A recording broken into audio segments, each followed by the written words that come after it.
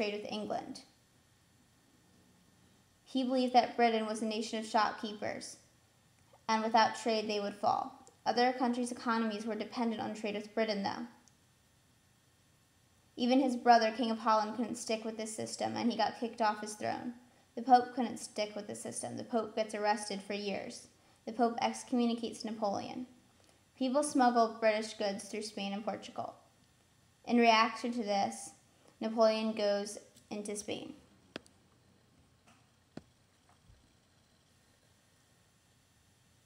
In 1808, Napoleon invades Spain.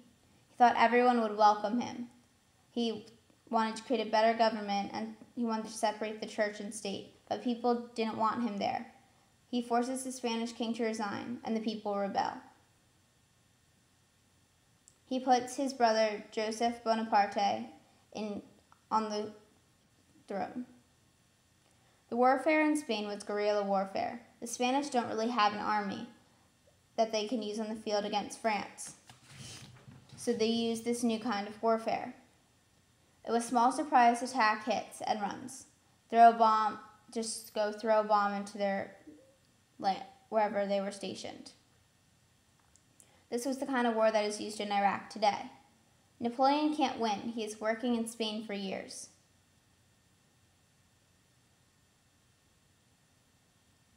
It is a brutal war for both sides, and they committed atrocities against each other.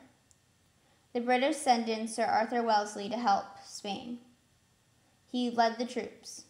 He got promoted to Duke of Wellington, and eventually he led them to victory. He works through Portugal to Spain. During this time, since France is weak, Austria also declares war.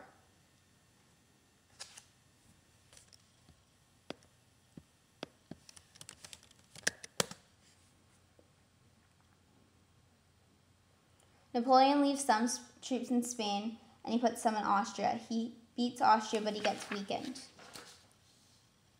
Russia now sees that Napoleon is weak.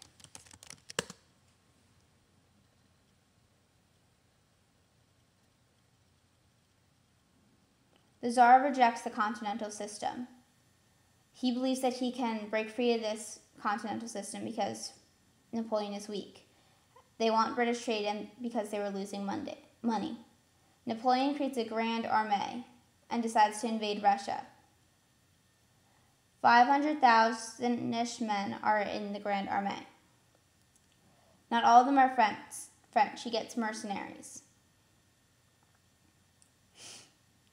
They invade Russia. They think if he just meets them on the field, he will win. But Russia keeps retreating and retreating and retreating into the country deeper and deeper.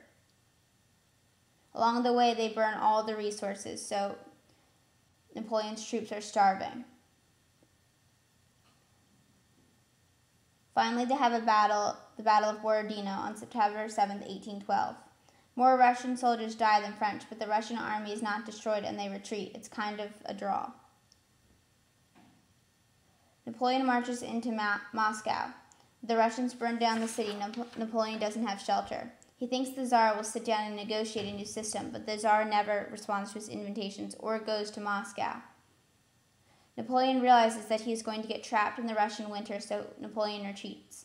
His army is wrecked, and many have died, many have deserted, and many people starve and freeze on the way back. The Russians attack their rear the whole time while they are retreating. Napoleon deserts his army and rushes back to France. He goes back to France because he hears of a plot to take over the government. There's a rumor that he died in battle, and he needs to make sure that the government isn't overthrown.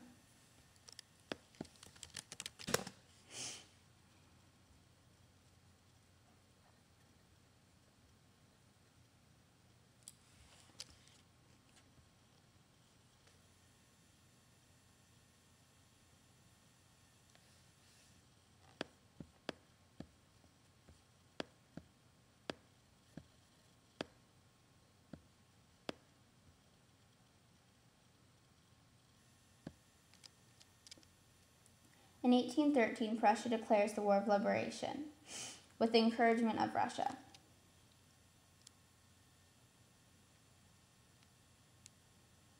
They believe that Napoleon's use of nationalism is what makes him so strong, and if they use that, they think that maybe they can beat him too.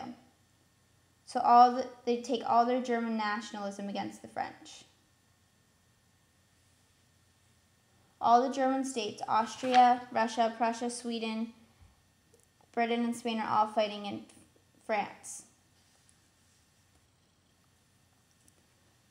Metternich proposes to Napoleon that since he's weak and at war with everyone, that they should make peace.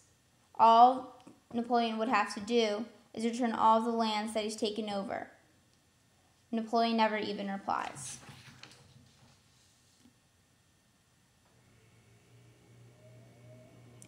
October 1813, there's a Battle of the Nations, the Battle of Leipzig. All the nations were there. Napoleon is badly outnumbered and badly defeated. They invade Paris and capture Napoleon.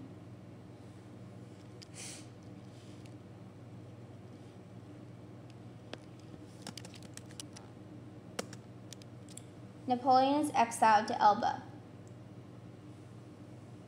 He can be called the Emperor of Elba, and he can have visitors and a court there. His younger brother, Louis, the younger brother of Louis, is put on the throne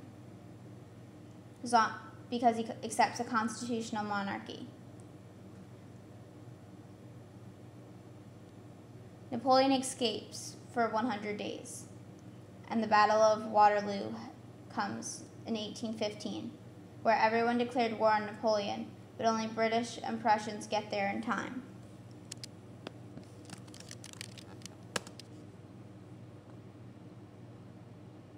He tries to defeat the British before the Prussians get there, but he fails. The Duke of Wellington leads the British forces, and General Blücher leads Prussia.